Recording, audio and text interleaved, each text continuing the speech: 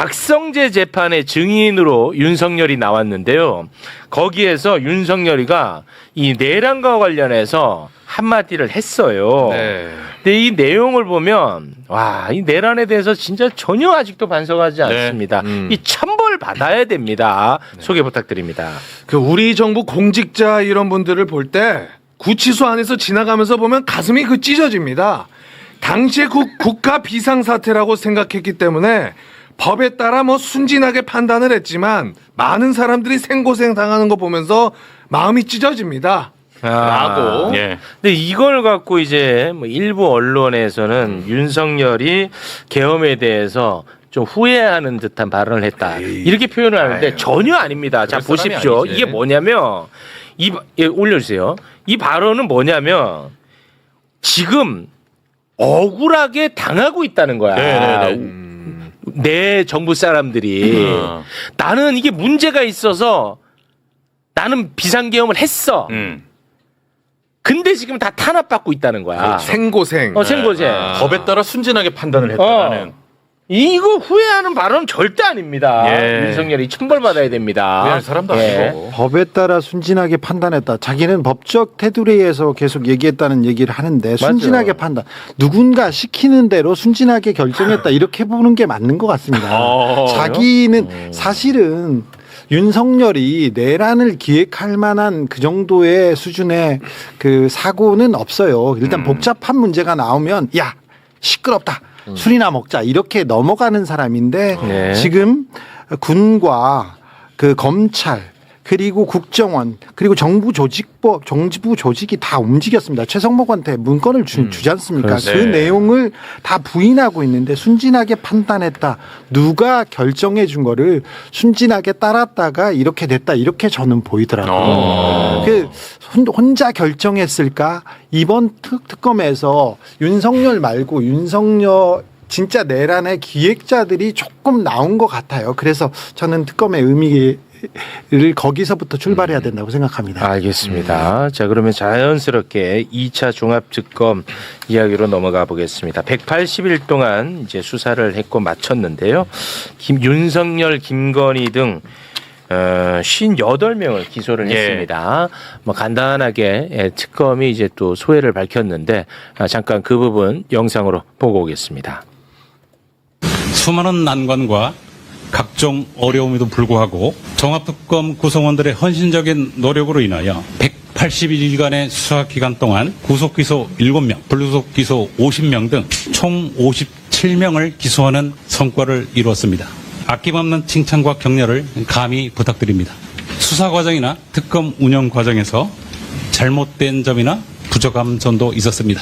이는 모두 고독한 저의 소치이므로 저를 비판해 주시고 질책해 주시기 바랍니다.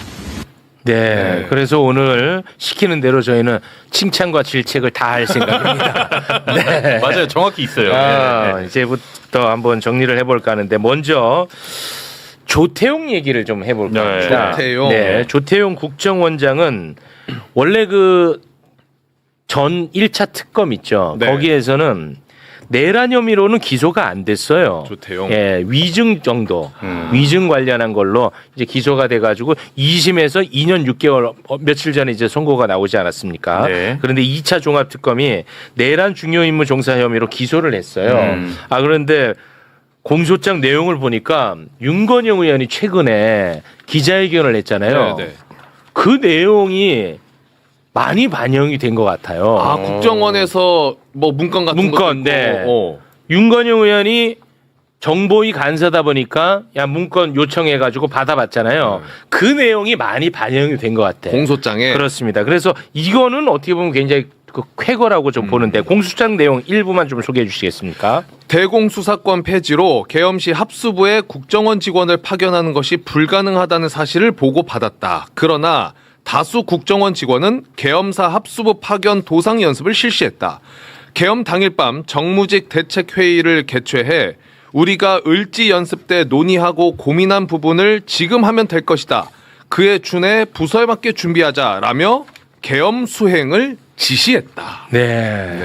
저희가 이걸 한번 깊이 있게 다루지 않았습니까?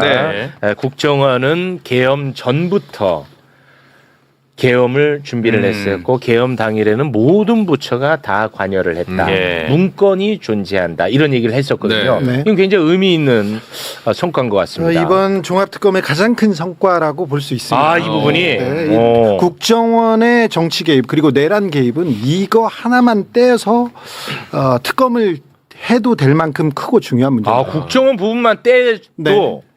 윤석열은 어디에서 배웠을까? 윤석열이 이 국정원 문제를 어떻게 고민했을까? 근데 윤석열이 예전에 국정원의 정치 개입 수사를 한 사람이에요. 맞아. 그래서 김태호 기소하고 잡았던 사람이 네. 김태호를 잡았던 사람이 윤석열입니다. 네. 그런데 김태호라는 사람이 MB 청와대에서 뭘 했냐면은 MB 청와대에서 안보를 다루는 사람이었는데 국정원과 군 사이버사를 동원해서 정치 공작을 하다가 기소됐던 사람입니다. 네. 이거는 사전 지식으로 놓고 넘어갑니다. 네. 그때 윤석열 이명박 때 제가 어떻게 감시를 받았냐면은 잠깐만, 너 왜 웃는 거야?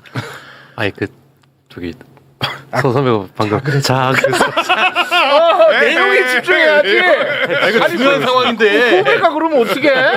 집중하고 있습니다. 좀 이따 보자. 이 중요하다니까. 우리 주진우 기자가 지금 세운 가설 중에 하나가 뭐냐? 네. 윤석열의 계엄 헤드를 담당한 데가 김태효 국정원 아니겠느냐? 이런 가설을 세운 사람이에요. 지금 네 가능성이 높다고 봅니다. 예. 왜냐면 그 전에 했던 사람이었고 제가 이명박 때 박근혜 때 어떻게 감시를 받았냐면 국정원은 국내 정치에 개입할 수 없어요.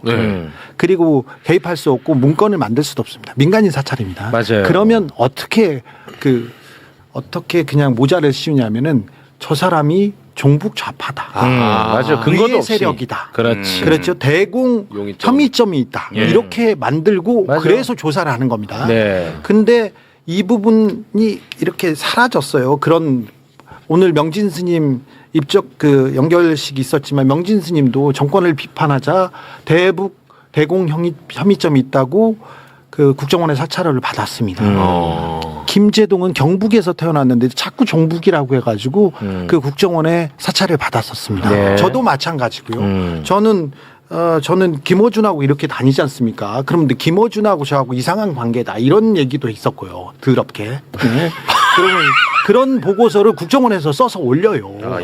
이게 말도 안 되는데 대공 혐의점이 있기 때문에 위의 세력이기 때문에 이걸 조사한다 이렇게 얘기했는데 그 국정원법을 개정하면서 이게 다 사라졌는데 네. 윤석열 때 국정원이 움직임이 시작됩니다. 처음에 캐비넷이 열리고 체포 명단이 작성을 초안을 국정원에서 했을 것이라는 그런 보고가 나왔지 않습니까? 맞아요. 네. 근데 그 부분도 국정원에서 김태효한테 직보했어요. 윤석열 정부 초기에 예. 이 팀을 만들어서 김태효한테 직보했어요. 맞아요. 이 부분은 윤석열한테 갔을 거예요. 맞습니다. 자, 그리고 그때 대공 수사권 얘기가 나와요.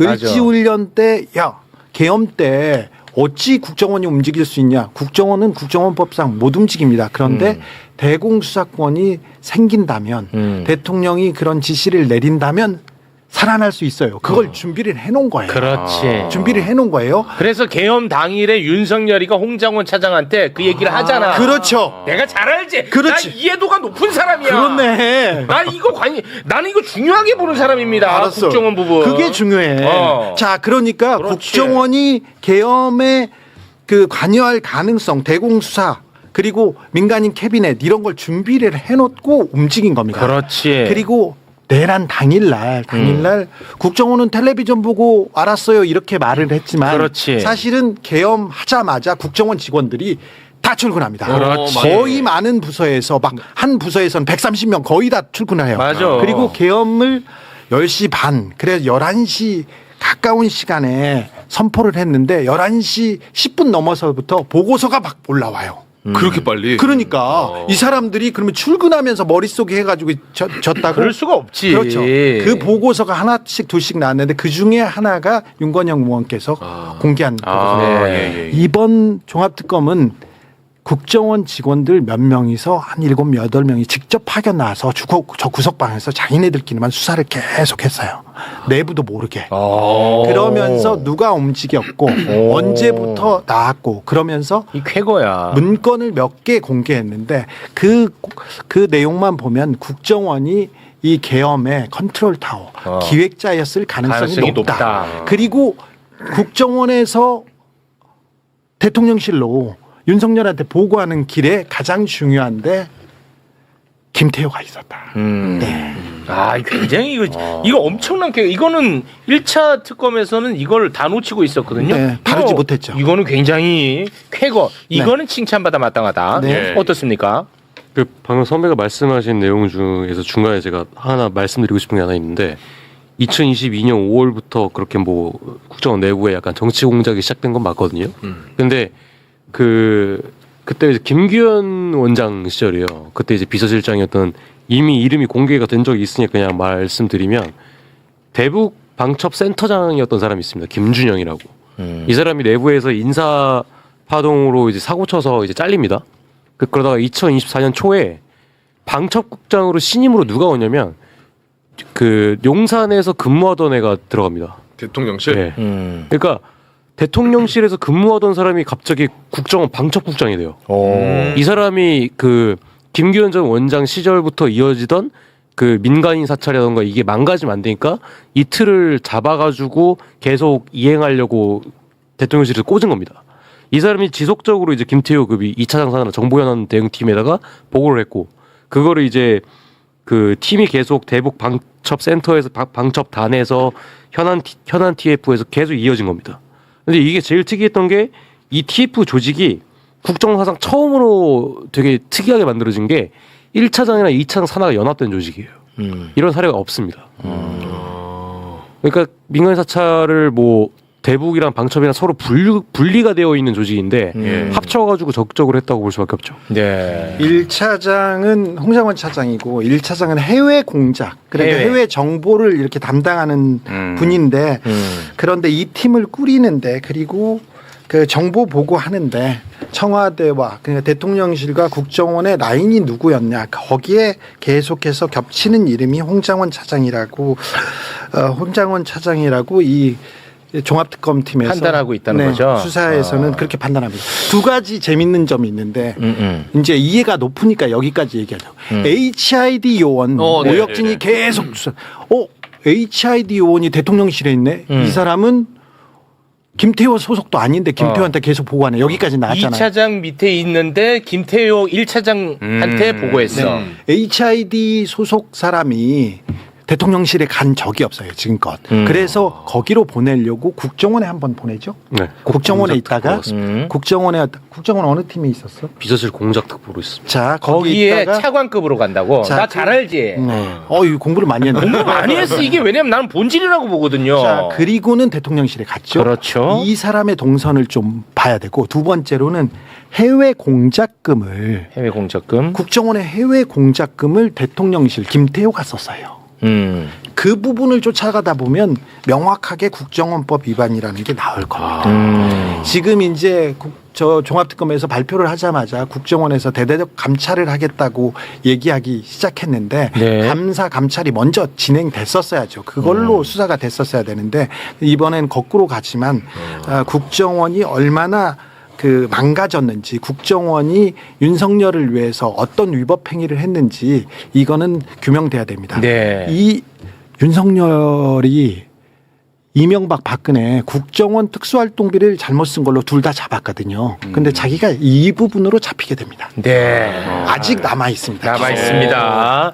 자, 좀 전에 이제 홍장원 차장 이름을 언급을 하지 않았습니까? 네.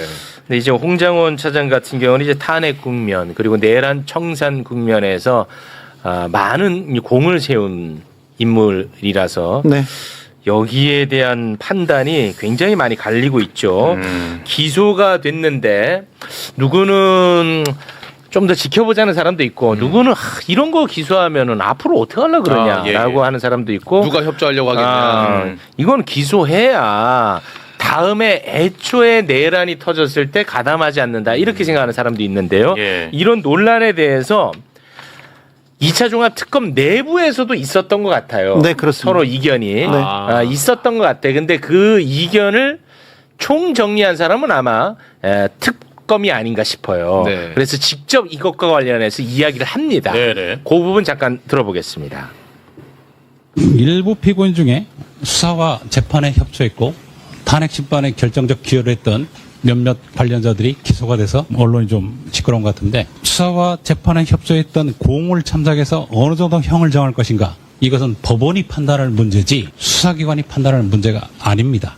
최소한 여러분들은 1심 판결 때까지 좀 중립을 지키고 기다려주세요.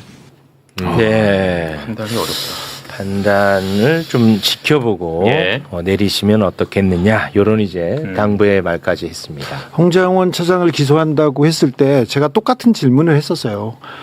공이 명확한데 저 사람의 입을 막으면 주변 사람들도 특검 수사에 도움을 주지 못할 가능성이 있다. 왜 거기까지 가느냐 얘기를 했는데 조성현 대령보다 홍장원 차장은 그 내란에 기여한 바가 크다. 그리고 내란이 끝나고 나서도 계속 김태효와 함께 여러 가지 정리를 위해서 움직였던 측면이 있기 때문에 만약에 공소장이 보여지고 그리고 재판 과정에 증거들이 나오면 국민들이 판단할 것이다 네, 생각한다고 합니다. 알겠습니다. 이 부분에 대해서는 우리보다 더 고민을 했던 것은 분명해 보입니다. 예. 이 건과 관련해서는 우리 주진우 기자는 조금 전에 본인 의견을 밝히지 네. 않았습니까? 네. 내가 취재해 보니까 내란 혐의점이 조금 분명해 보이는 것 같더라라는 입장인데 반면에 또 우리 후배 기자님은 이거는 무리한 기소다 이런 또 입장이거든요. 의견이 다르구나. 저는 이런 걸 참 좋아합니다.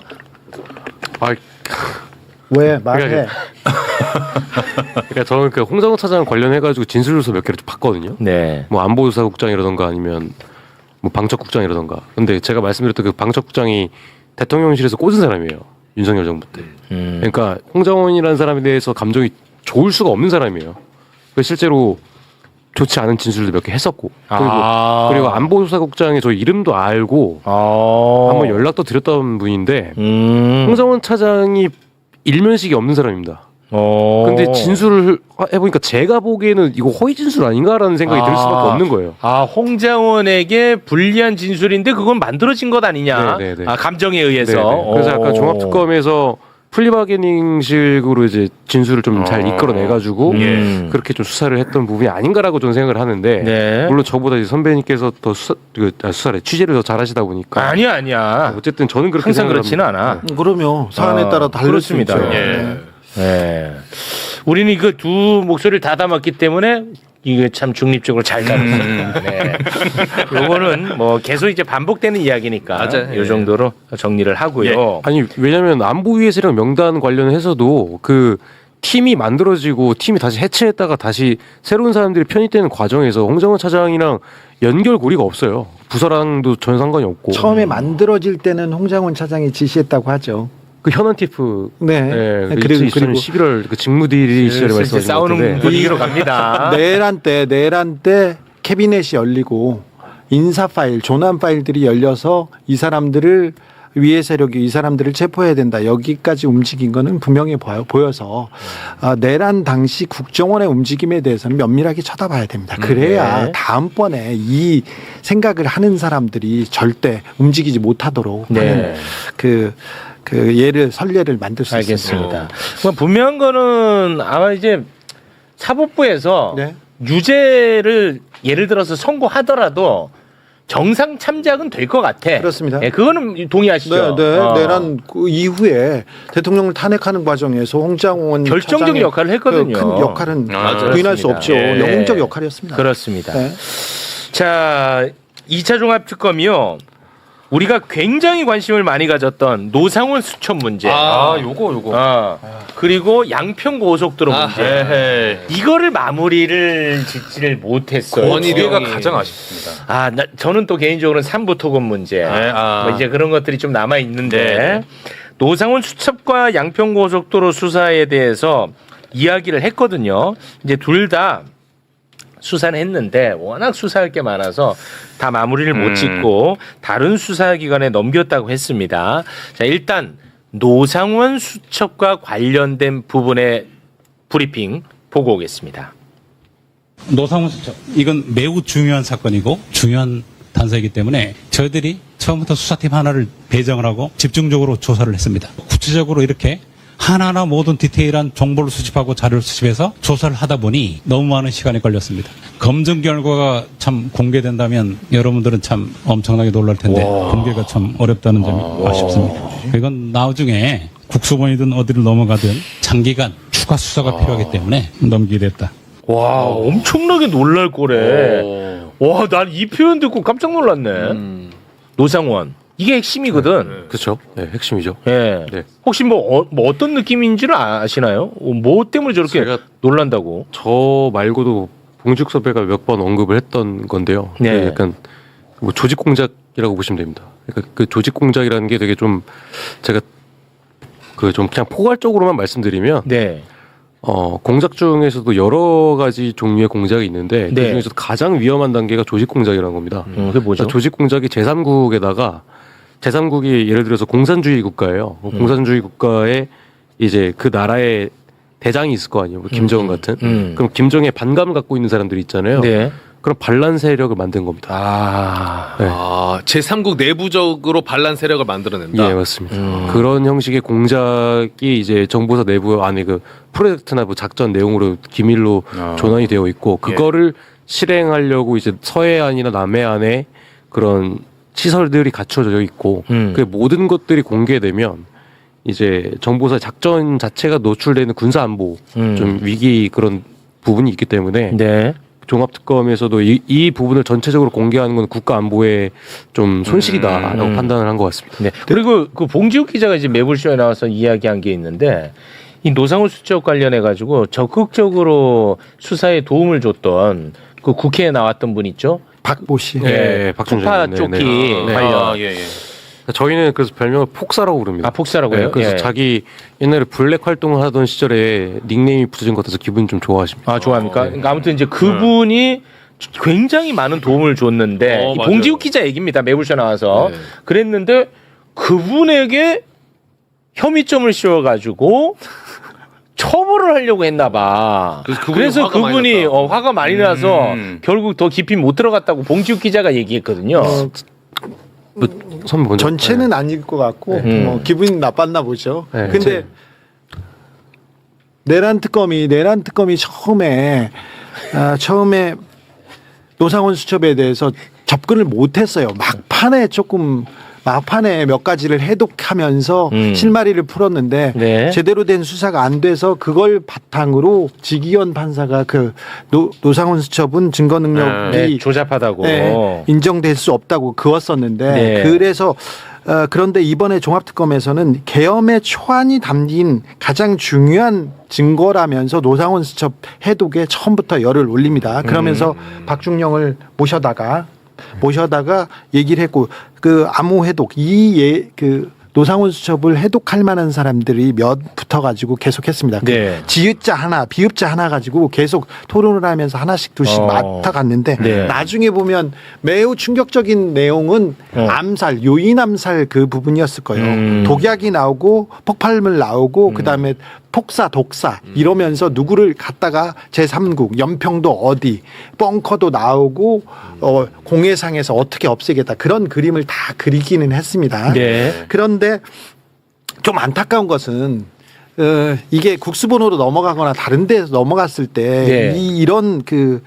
이렇게 내밀하게 분석해낼 수 있을까 그런 팀이 만들어질 수 있을까 걱정스러운 과정에서 지금 수사를 넘겼는데 한두 개라도 기소해놨다면 오히려 재판 과정에서 노상원 수첩이 더 공개되면서 이 해독이 더 좀 되지 여론도 않을까. 붙고. 예. 그건 누군가가 소명의식을 갖고 저는 작가 같은 사람들 그리고 심리학자 기자들 그런 사람들이 모여서 수사 다른 영역에서 노상원 수첩을 해부하고 해독해내는 과정은 반드시 필요하다고 봅니다. 네, 알겠습니다. 시간이 없어서요. 예. 그 끝으로 두 분은 이제 관심 있게 많이 보신 분들이니까 요 부분은 좀 수사가 됐어야 되는데 하는 부분을 조금 지적을 해주시면 좋을 것 같아요. 저는 김건희가 내란에 관여하지 않았다는 그 내란 특검의 발표를 믿지 않습니다. 아, 나는 그게 아쉬워. 그냥 그렇지. 그냥 나도 열어놨어야지. 그렇지. 열어놓고 이렇게 놓았어야 되네. 아, 김건희는 진짜. 관여하지 않았다 이렇게 발표했던 부분 저는 믿지 않습니다. 네. 대통령실이 계엄을 내란을 몰랐다 저는 믿지 않습니다. 그런데 김건희의 역할이 매우 크고 중요했고 그리고 김건희와 김태호만 내란 날 알리바이가 있었지 않습니까? 그렇습니다. 그 두 사람이 가장 위험한 사람이었어요. 그렇죠. 거기다가 플러스 김건희와 윤석열은 건진과 가장 내밀한 관계였고 끝까지 선거 과정에 숨겨진 선대위원장은 건진이었어요. 그리고 그 선거가 끝나고 나서 진짜 인수위원장은 건진이었습니다. 그 이후에도 마찬가지입니다. 그래서 김건희와 건진의 역할을 파고 들어보면 네. 내란의 실체, 내란의 기획자가 나오지 않을까 이 생각이 아니, 있습니다. 그러니까 주진우 기자님은 건진이 내란과도 연관이 되어 있다라고 보는 입장이에요? 김건희 윤석열은 모든 문제를 무속인과 상의합니다. 모든 문제 어떤 경우냐면은 뭐 자기 직원들 있지 않습니까? 네. 채용할 때 무속인한테 보여줄 수 있지. 보여줄 수 있어. 뭐 누구 관상을 보고 채용하는 그런 기업도 있지 않습니까? 그런데 네. 채용했던 직원을 2년 3년간 가장 가까운 직원이요. 유경옥 같은 사람들. 네네네. 자, 올해 이 사람 운세가 어떻습니까?를 물어봐. 그래서 운세가 안 좋습니다. 그럼 잘라요. 측근의 운세가 안 좋다 그러면 그리고 그 다음에 데려와요. 아. 그리고 다른 2년 동안 잘 지내던 본부장이 있습니다. 이 사람을 건진한테 보여줘. 이 사람은 어떻습니까? 아우라가 좀 보입니까? 그 아우라가 뒤에 빨간색입니까? 파란색입니까? 그런 말도 안 되는 얘기를 해서 다시 일을 시킵니다. 모든 결정을 그랬습니다. 결혼도 인생의 가장 중요한 부분도 그랬기 때문에 말도 안 돼 그러지 말고 김건희 윤석열은 무속에 대한 관점을 조금 더 파고들어야 됩니다. 얼굴 박사 백재권 있잖아요. 네, 백재권. 그 사람은 관저 이전 그리고 과거상. 그 이후에 그리고 내란 이후에 김용현이 자수할 때 검찰한테 자수할 때 그때 누구 전화했냐면 백재권 폰이었어요. 그때도 있었습니다. 자, 건진하고 백재권 이런 무속인들을 파헤쳐 보면 김건희와 윤석열의 결정, 판단 근거가 나오는데 이 부분을 뭐라고 해야 되나 조금 그렇게 생각하지 설마 마시고 그러겠어. 설마 그랬어요. 그러면은 종합특검은 그 부분에 대해서는 일절 보지 않았어요? 잘 보지 않았어요. 일절 안 김건희 특검과 내란 특검도 처음에는 좀 들여다봤어요. 네. 그런데 보지 않았는데 가장 중요한 결정은 다 그 사람 속에서 있다. 지금 김건희가 감옥에서 네. 감옥에서도 네. 그런 분들하고 이렇게 소통해요? 소통합니다. 그럼 팩트예요? 팩트죠. 내가 팩트한 얘기를 한 적이 있어. 근데 자꾸 꿈 얘기로 얘기합니다. 꿈 얘기. 내가 어떤 꿈을 꿨어. 너는 어떤 꿈을 꿨니? 그러면서 그걸 해몽해 오라고 해서 지금 무속인들하고 이렇게 아직까지도 해몽해 오라고. 그러니까 뭐 인셉션이네. 그렇지. 인셉션. 제가 그 꿈 어떤 꿈을 꿨고 어떻게 해석해 오라는 거는 제가 자료를 곧 공개하겠습니다. 아니 근데 오늘은 말씀을 잘하시네. 아니 박지사님 그렇게 해놔. 내가 어떻게 얘기한다고? 말 잘하시네. 앞에 저렇게 조롱을 해놓으니까 이 조롱 효과가 30분은 가네. 아니 말을 너무 잘했어. 나 깜짝. 나는 아나운서인 줄. 아니 나름대로 KBS에서 앵커도 하고 그랬어요. 근데 김어준 방송에서는 내가 말을 하잖아. 그러면 뒤에 자르고 들어오는 거야. 그래서 주어 얘기했더니 수어를 못했어. 근데 야 쟤는 주어 수어가 안 맞아. 방송 안 느네 말 못해. 그래가지고 사람들이 다 내가 언어장애 있는지 알아요. 아유 오늘 말씀 잘하시네. 사람들 만나면 말을 하시네요 이렇게 얘기해. 오늘 내용도 좋고 일목요연하게 말씀 잘하시네. 처음에 그렇게 죽여놓고 우리 기자님은 어떤 부분을 좀 더 봐야 건진 되나요? 관련해 가지고 저도 말씀드리고 짧게만 싶은 하나 부탁드립니다. 있는데 오늘 저희가 제주도 사건을 좀 깊이 있게 다뤄야 됩니다. 예전에 윤중천 사건 아시죠? 예. 그때도 건진이 등장을 합니다. 그러니까 윤중천에게 김학의를 연결시켜준 사람이 건진입니다. 윤중천이 그 김학의 그 건설업자 윤중천 그 별장 주인 윤중천이 제주에서, 네. 윤중천이래. 김학의에게 소개해준 게 건진입니다. 건진이야? 그러니까 옛날에 건진이 검찰을 어떻게 주물렀는지를 잘 보셔야 돼요.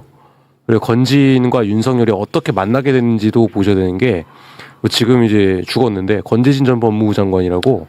예. 자, 그 얘기 조금 해도 돼? 시간 있어? 와, 이 내일 해야겠는데. 윤석열이 윤석열 빼고 건진이 왜 그 정계 그리고 검찰 국세청에 이렇게 비상하고 거기에서 힘을 어떻게 휘둘렸냐면은 권재진 전 법무부 장관 얘기 나왔습니다. 그 사람이 암에 걸렸어요. 근데 암에 걸렸는데 병원에 안 가고 권진한테 가. 그리고 이현동 전 국세청장이 있습니다. 알아. 그분은 자식이 아파. 근데 병원에 안 가고 건진한테 가? 윤한홍이라는 사람이 있습니다. 윤한홍은 부인이 암에 걸렸어. 근데 병원에도 가고 권진한테 가.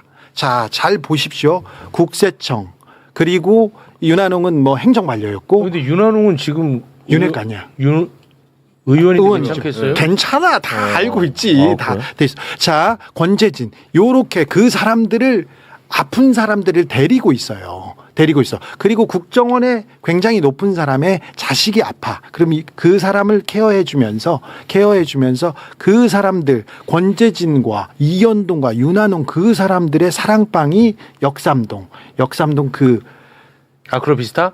아니 역삼동의 건진법사의 법당입니다. 법당. 건진법사 법당은 원래 어. 전경환 그러니까 전두환의 형이 있지 않습니까? 어. 그 형제의 집이었는데 그거를 임차해서 쓰면서 내가 이런 관계다 하면서 TK 그리고 권력층에 매우 높은 사람들하고 교류하면서 거기에 이제 검사들이 국세청에 있는 사람 다른 사람들이 드나듭니다. 그래. 거기에 드나들던 사람이 김건희였고 윤석열도 따라간 거죠. 그러니까 건진은 그냥 보통 사람이 아니네. 건진이 보통 사람이 아닙니다. 오. 근데 자기 앞은 아무것도 몰라. 자기 앞은 아무것도 몰라가지고 이 사람이 경마에 빠져가지고 재산을 탕진하거든요.